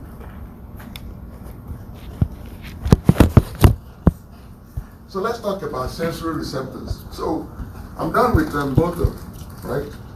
Talk about acetylcholine, norepinephrine, and all that stuff, right? Let's talk now about sensory input. So you have general sensory input and you have special sensory. Your special sensories are your eyes, your ears, your nose, and your tongue. You know all this. And then you have all these general sensory receptors. You know about this, right? So you have the interoceptors, your baroreceptors, your chemoreceptors, your visceroreceptors. These are all interoceptors. They respond to pressure. When they are in the viscera, they are called visceroreceptors. In the blood vessels, they are called baroreceptors, pressure receptors. When they respond to chemicals, they are chemoreceptors. Then you have the muscle receptors, like proprioceptors. You find in your muscle spindle and your Golgi tendon organ. You remember what those are? You remember what these are? Your muscle spindle and Golgi tendon. Yeah. Okay, those are the things in your tendon that maintains your posture and balance, right? Then you have the esteroreceptors. These are receptors that respond to the outside world. You have the skin receptors, consist of the pain, touch, pressure, temperature. Then you have the sensory dermatomes. These are the sensory dermatomes are really the nerve endings of the spinal nerves. So they are naked nerve endings that get the impulse directly. Okay? Are those different from like the normal dermatomes that we learned? They're the same dermatomes. Yeah. So that is why every spinal nerve, spinal sensory nerve, serves a function of the body. That topical area or boundary of that particular spinal nerve is known as a dermatome, right? And I gave you the relative location of the different receptors in the skin. You've seen this before, I'm sure. Right? You've seen this before. You know about all this. Okay. If you don't know, go and revise it because it's important. Am I going too fast? Good. All right. So let's talk about sensory impulse transmission. So we're going to start from one. So we're going to start from here, right? And this right here is about the sympathetic nerve that carrying information from a viscera. So it could be, let's say it's from the cardiac sympathetic, for instance, carrying information from the viscera or any other organ in the body. It travels through a spinal nerve, right? From the same area, you have, okay, so this could be complicated. Let me make sure I kind of go through this with you guys. This is a spinal segment, okay? A segment of the spinal cord looking at the specific spinal nerve, okay? From the front of the body, impulse comes. From the back of the body, impulse comes. From the viscera, impulse comes. And that is how the spinal nerve, this short thing right here is the spinal nerve, right? So the spinal nerve has impulses from the front of the body, the back of the body, and from the viscera inside of the body, and it forms the spinal nerve. Just before it goes into the spinal cord, it divides into a dorsal root and a ventral root, right? all the sensory impulse, they go through the dorsal root in the back, right? And they go into the spinal cord. And all the motor impulse that will come later on, they're going to come from that ventral root, right? So this is just for you to understand how the impulses come and enter into the spinal cord, right? You got that? Yeah. Excellent. So now they are in the spinal cord. What do? This is the most complicated diagram in my lecture this afternoon. So follow me closely. It looks complicated, but it's really very simple. So you see,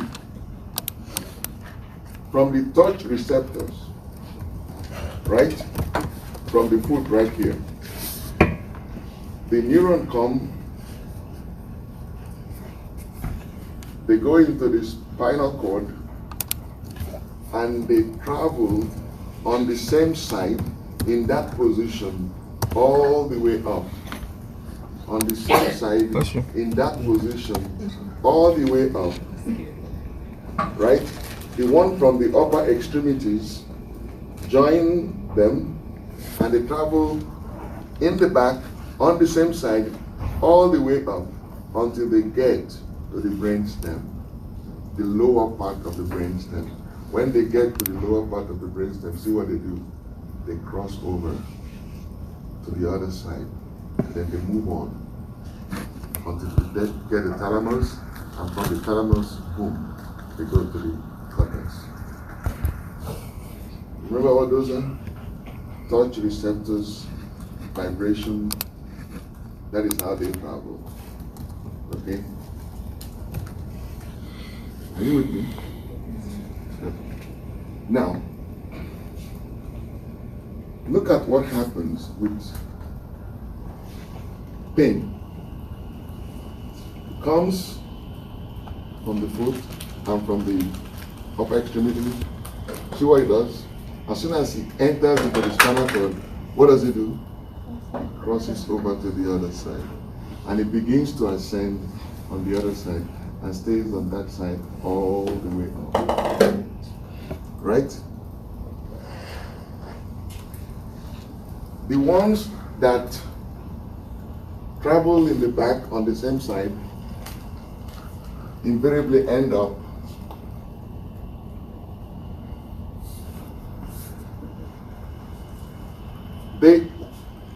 what I just described to you is the journey of individual fibers.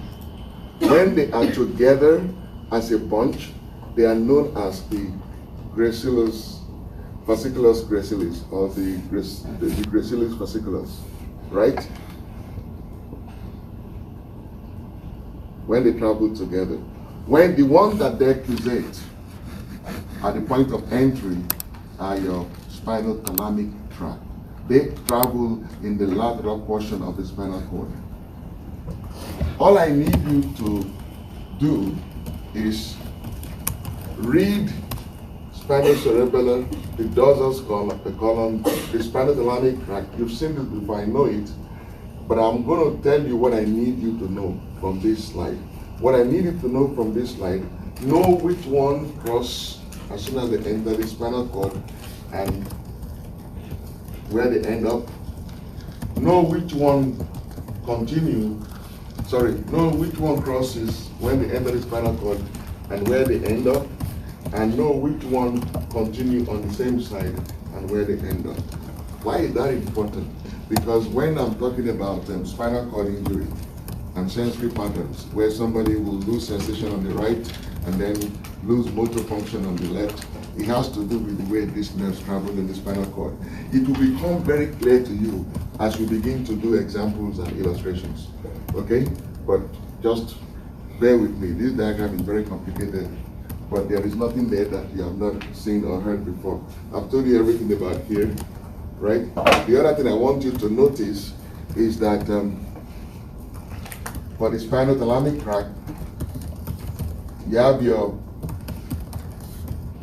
first order neuron, the first neuron that comes into the spinal cord.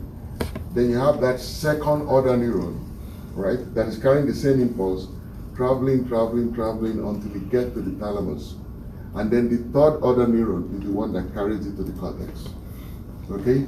That is very important. So you have 3 other neurons for spinal thalamic tract, whereas for these fasciculate cuneators and the fasciculus gracilis, you have only 2 other neurons, because the first one that comes in here, and the second one, the second order, ends right there in the brainstem at the nucleus gracilis and nucleus cuneatus. And those tracts are named after the nucleus where they end. And then the second order neuron come from there and again to the thalamus, and then the third order neuron go all the way to the cortex. So pay careful attention to these neurons, the first order neuron, the second order neuron, and the third order neuron. Which one decusate?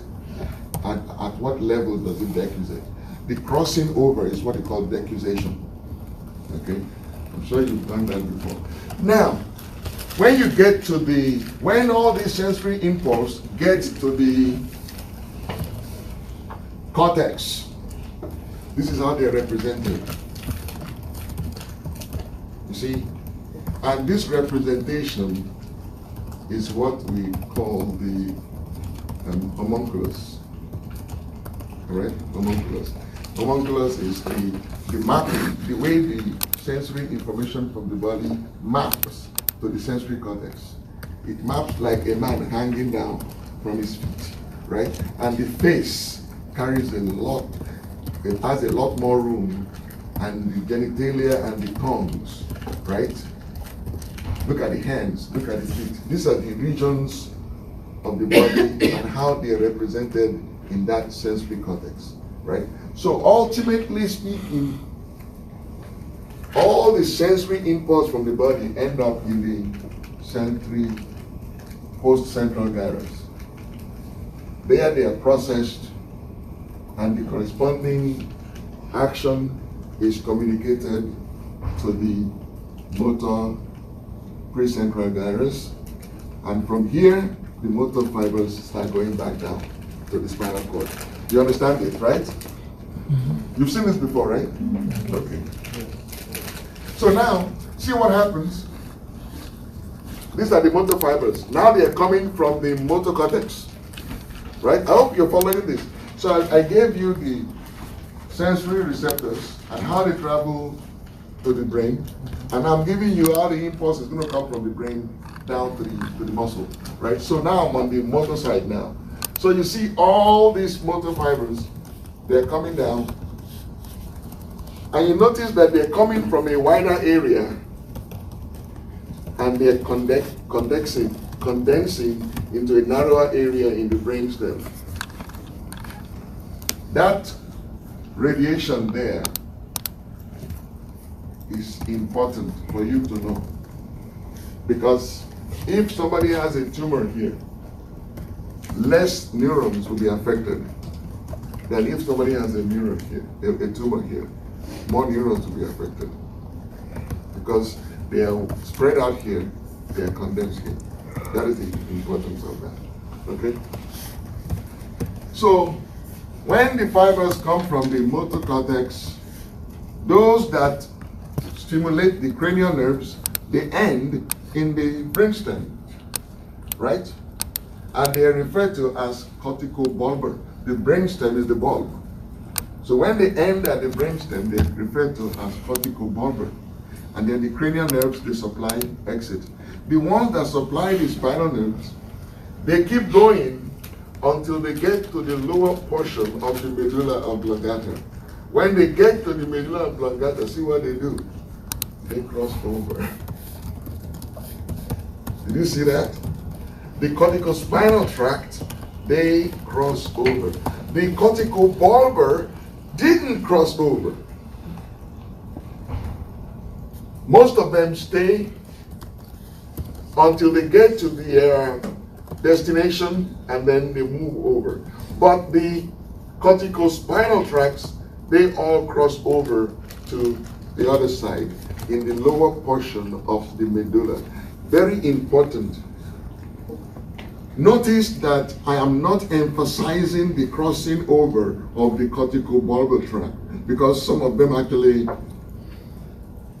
cross over and stay here still. They divide themselves.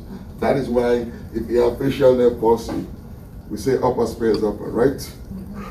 We'll talk about that. You'll understand what I mean later. But just know that the corticospinal tract, all of them cross over. For the cortical bulbar, some of them cross over. All right?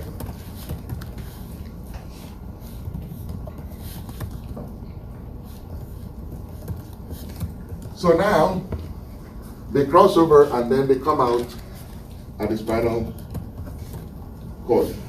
And that is how they come out. The ones for the somatic motor, the red ones, and the ones for the visceral, they come out through the ventral root. And depending on where they are designated for, they join the autonomic fibers or they join the sensory fibers and they travel in this spinal nerve. This short thing here is the spinal nerve. Every spinal nerve divides into a ventral ramus and a dorsal ramus that supplies the front of the body and the back of the body. Mm-hmm. Okay? And then they move on and they stimulate whatever they need to stimulate. There is a weird way in which these autonomic fibers travel, which I'm not going to go into now, but we'll talk about it a little later.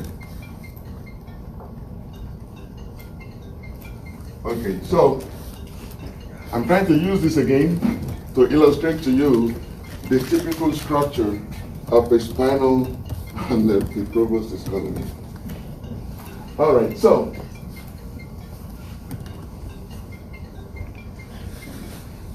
let me tell you in class so you notice. Hey, Steve, I'm in class. Can I call you back? Okay, thanks. Bye-bye. So from what I just described to you, you can recognize that a spinal nerve is a mixed nerve, right? It carries motor, sensory, and autonomic fibers. And there are 31 pairs of spinal nerves on each side of the vertebral column, all right? But only the spinal nerves T1 to L2 carry the sympathetic preganglionic neurons. We'll talk about that in pharmacology. Remember that? All of your parasympathetic neurons are carried in cranial nerves 3, 7, and 9. And then all of your sympathetic neurons for the autonomic nervous system are carried between T1 and L2. Are you able to track? Are you following me with this? You all look so tired and it's like I hate the fact that they put my class at this time. I you like early morning classes because this is what I deal with. I'm tired.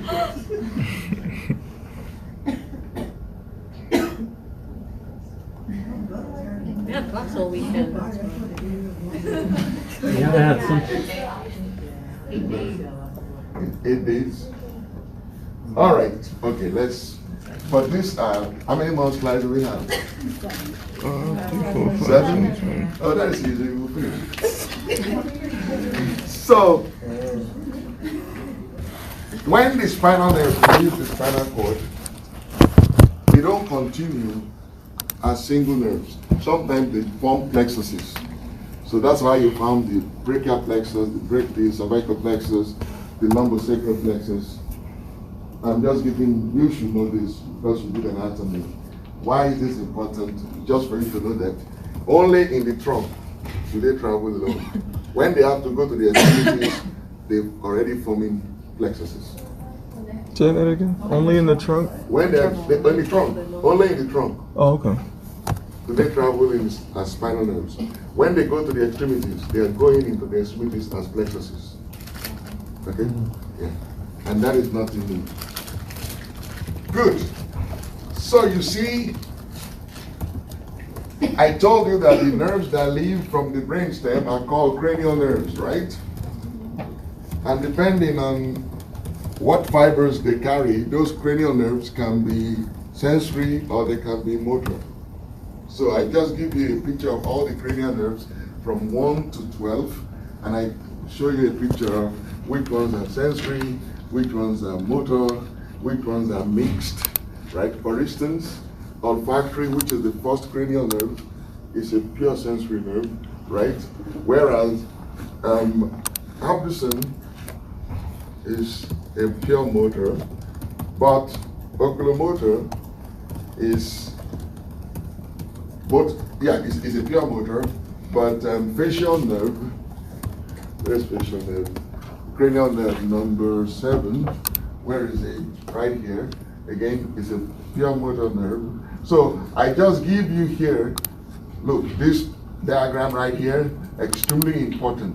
What I want you to remember from it is cranial nerves, they could be sensory, they could be motor, they could be mixed. Most of them are either sensory or motor. A few of them are actually mixed. Vagus is mixed. Okay? Very important that you recognize that. Glossopharyngeal is mixed. Okay? Remember that. And what else do I need you to know? You must know all 12 of them.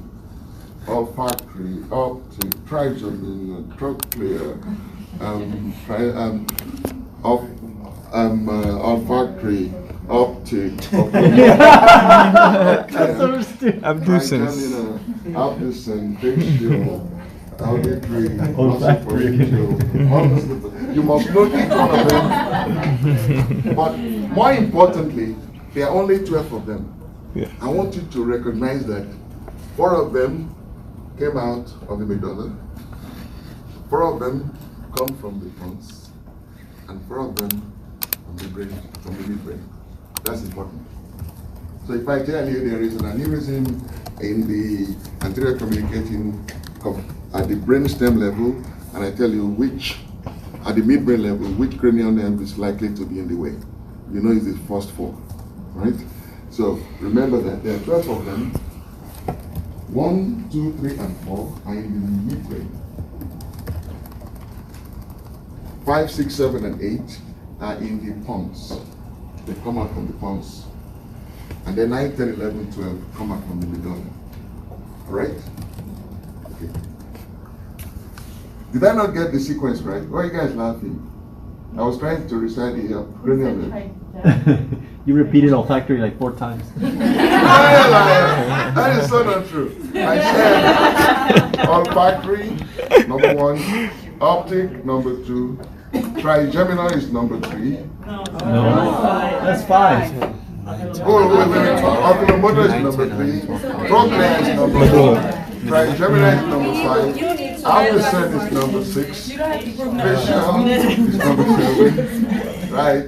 And then auditory is 8, glossopharyngeal is 9, vagus is 10, hypoglossal is 12, then final accessory is 11. Okay, if this whole man can remember it, I'm sure you can. Right? So just remember that. Olfactory part 1. Okay? Again, this, oh my goodness, how many more slides do I have? 6. Okay, no, let's keep going. We don't have a break. Is EKG really 3 hours? Yeah, we could put an EKG. Oh, you guys are so comfortable with the KG. No. No. Is it really a I'm lost, man. No, but this, the only thing I regret is that I wanted to go through some questions. Yeah, I'll still remember. It's 30 minutes from now. Yeah, we only have 30 minutes. Well, Yeah, okay. You know what we'll do? I will stop here. I didn't anticipate this. I'll stop here. But wait a minute. Before I decide where to stop, let me ask you a question. Everything I talked about, you followed me? I need to review, like, the pathway, Okay. but aside from that, I'm good. Review the pathways with a lot of repetition. You'll find out it's not that hard. So I'm going to stop here. What we'll do is, I won't put it with EKG because I need to make sure that you guys are good on EKG. Before we go to the next class, next week, I'll finish this, we'll go through the questions, and then we'll finish what we finish. Okay. We'll see what we can do. All right? Okay. I'll see you guys in 30 minutes.